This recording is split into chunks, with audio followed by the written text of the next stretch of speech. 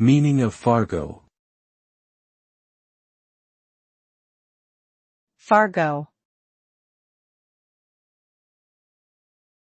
Fargo. Fargo.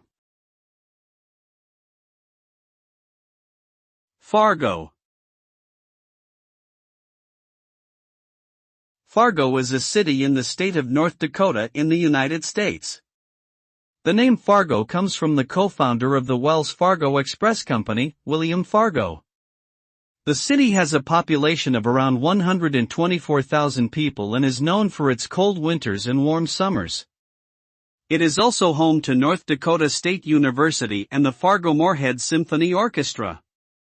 The city has been featured in movies and TV shows such as Fargo, 1996, and Fargo, TV series, 2014 present.